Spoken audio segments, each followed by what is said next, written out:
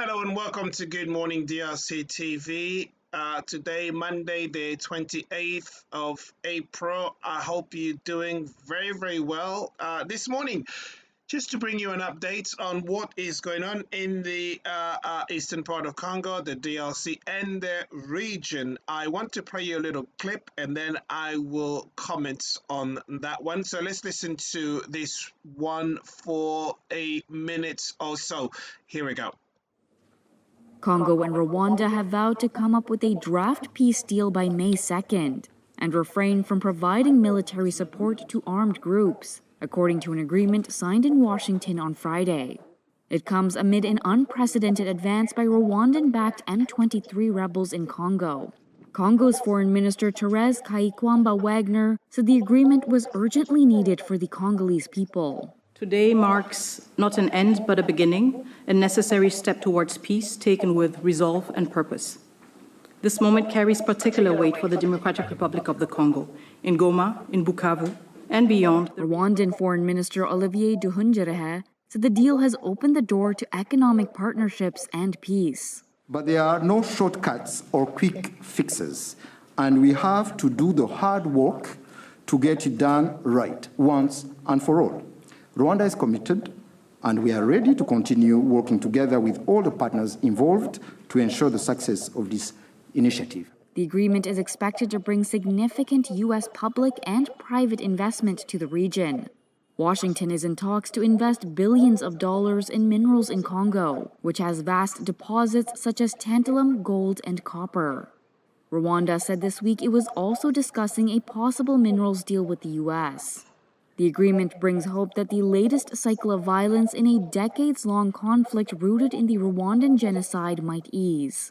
Previous ceasefire calls have not produced a sustained break in the fighting.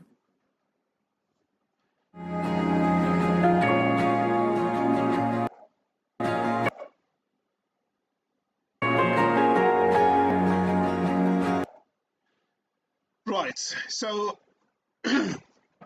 here, I just want to read a little bit on this one. Sorry. So, Reuters is basically just reporting on what happened last weekend, and those of you who have tuned, do beg your pardon there. Those of you who tuned at the weekend, you probably have had my comments on what is going on in the US. I have to say I've got my misgivings about all that is taking place there, because we are dealing with the M23 group. As I did ask in one of the videos I posted before, what is Rwanda doing there? We're supposed to be dealing with the with the M23 rebel group, but the M23 rebel group is represented by Olivier, the foreign minister of Rwanda, who's speaking on behalf of Kagame. You remember what's happened in Doha. It was Kagame who went there, but this is a conflict supposed to be between Congolese. Very shocked and very surprised, if I have to say, because I'm saying that because of the people who come into this channel and to give comments and ask me questions as to this is a Congolese problem, M23 is Congolese, M23 is Congolese. But when it comes to dealing to bring peace in that area, then it's Rwanda. I'm not seeing any M23 there. It's Rwanda who's representing the M23. It's Rwanda who's brokering a deal on their behalf. And this is what is supposed to be the answer to those of you who come on this channel and talk and try to defend what is going on or what is the crimes that are being committed by Kagame in that region. Okay, but anyways, I will comment on this. But what I wanted to say is about this deal that is taking place. I have my misgivings about this because I am very concerned that this deal, if it does not profit to the Congolese people, then it will be such a mistake. But like I said initially, and to begin with, I've always said that, what is happening here, it's not supposed to be. I'm not in favor of what is going on here, because those who started this war, those who started looting and the pillage in the Democratic Republic of Congo, we have to remember that it was started by the Bill Clinton administration. That means the US and the UK. They've opened borders, they've done all that they have done in order to equip and to arm Kagame to go in the DRC and do what he has done.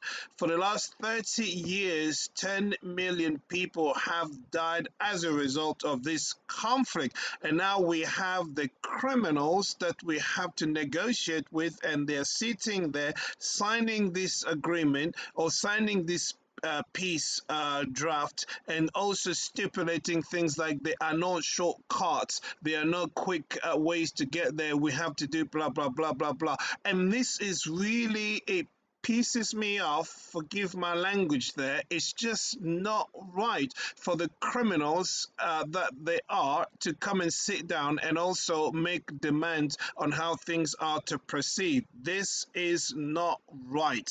So but I'll come back and talk a little bit more on this. But what we need to know, the Americans are there to make money and to basically gain their minerals. And because you have to understand, behind all of this, the Americans are really trying to fight China in that region, because China, as you know, is a superpower, and the Americans want to make America great again. And what will help them make America great again?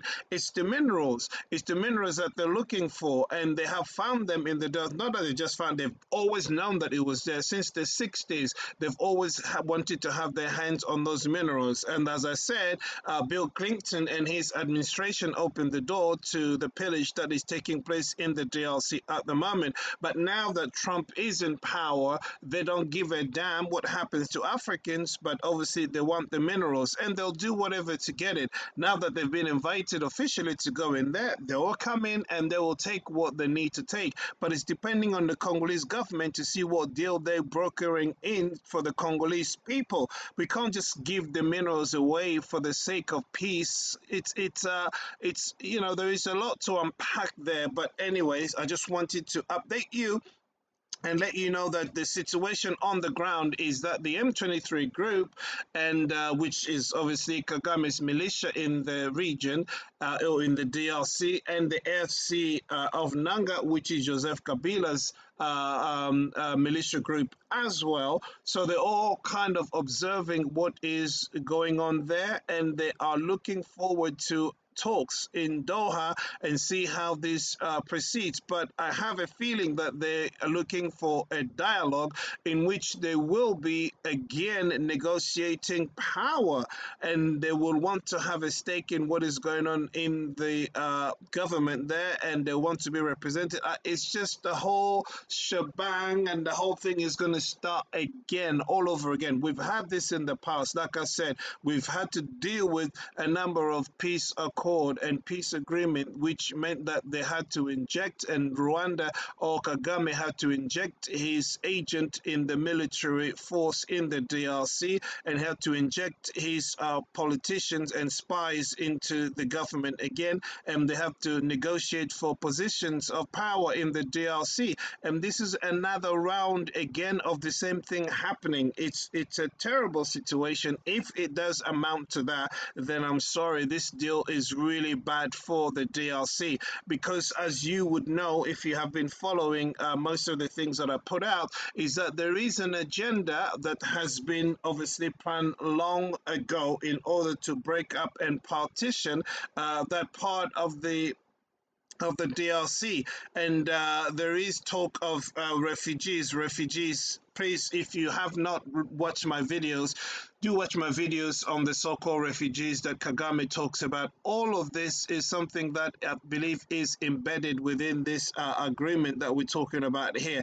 And also, you hear only last week, Rwanda wants to make a peace deal or an agreement, a mineral agreement with the US. I'm really, you ask yourself, I mean, what this man Kagame never gives up. He knows his very existence depends on the DRC, and the survival of Rwanda depends on the minerals from the DRC. So he will do everything and anything he can really to still hang in there. And he's found a way to do that. After all the maneuvering and everything that they tried to do to stop this deal going ahead, now that it is going ahead, they've changed position. They want to join the bandwagon. So we want to have this deal as well. So all of this that is happening. And also, as I hear, is that the Congolese government have not really had a say in this talk or in this at least conversation that had gone on. And also all the man, the details in this deal.